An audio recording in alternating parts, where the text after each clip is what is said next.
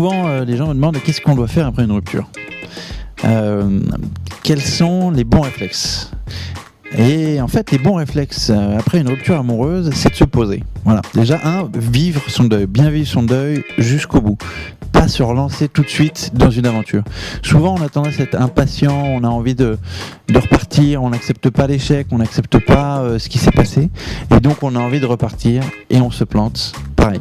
Donc prenez du temps pour vous, recentrez-vous, vivez votre deuil, vivez des émotions désagréables comme la colère, allez à fond dans toutes ces phases jusqu'à l'acceptation, jusqu'à ce que vous puissiez regarder en arrière et dire c'est bon, et que la charge émotionnelle soit désactivée, c'est-à-dire regarder sereinement le passé. Ensuite, ce qu'il faut aussi après une rupture, c'est regarder ce qui a été et ce qui n'a pas été. Qu'est-ce qu'on veut et qu'est-ce qu'on ne veut plus, qu'est-ce qu'on veut conserver dans son prochain couple. Voilà. Ça c'est important, c'est faire un petit bilan. Voilà, faire un petit bilan, ça va.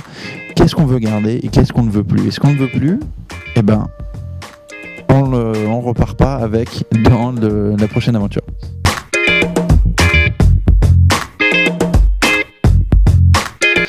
Alors, souvent, dans un couple, on oublie qu'il y a deux individus. Et un individu, c'est quoi ? C'est un réservoir de besoins. C'est une personne qui a des besoins et des envies. Et souvent, on n'ose pas prendre sa place, on n'ose pas exprimer ses besoins, déjà parce qu'on les connaît pas bien, et ensuite parce qu'on a peur de blesser l'autre, on a peur de plus être aimé. Donc, ce qui est important à ce moment-là, c'est de communiquer sur ses besoins. Alors les besoins, ça peut être quoi ? Ça peut être des besoins en termes de temps, des besoins en termes d'espace, des besoins en termes d'attention, des besoins en termes d'activité, mais aussi des besoins en termes de valeurs. S'il y a des choses qui sont importantes pour vous, communiquez là-dessus. Donc moi j'invite toutes les personnes qui sont en couple à mieux se connaître et à prendre du temps pour communiquer à l'autre ses besoins. Parce que n'oubliez pas aussi que la personne en face de nous dans notre couple, elle ne peut pas nous connaître mieux que nous. Donc c'est à nous aussi de lui donner des informations sur nous, de la renseigner sur comment on fonctionne, qu'est-ce qu'on veut pas. Donc, et pour ça il faut lui dire. Donc dites-le à l'autre, communiquez-le à l'autre, déclarez-le à l'autre. Voilà.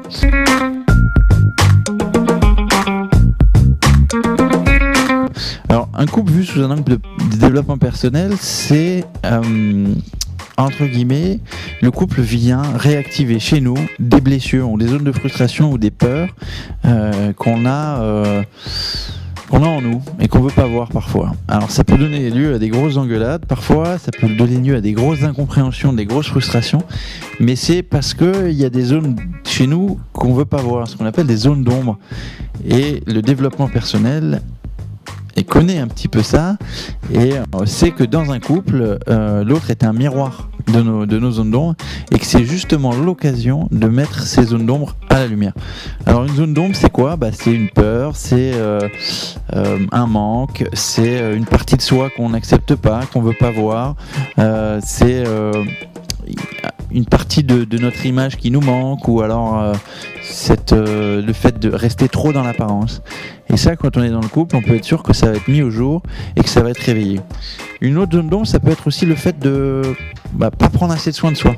Voilà, les personnes qui donnent trop, et justement dans le couple, quand on donne trop à l'autre, il y a un moment où on ne peut plus respirer et on a besoin de se ressourcer. Et ça, c'est quelque chose d'un parfois violent, mais qui n'est que le miroir de notre fonctionnement avec l'autre. Donc voilà.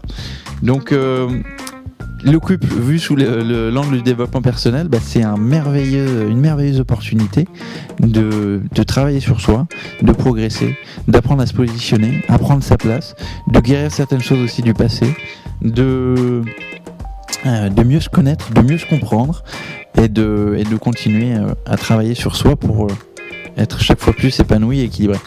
Donc voilà, je vous invite, mais j'espère que avec Dating TV, vous allez réveiller votre couple, prendre du plaisir à être en couple aussi et vous épanouir à deux. Voilà, à bientôt.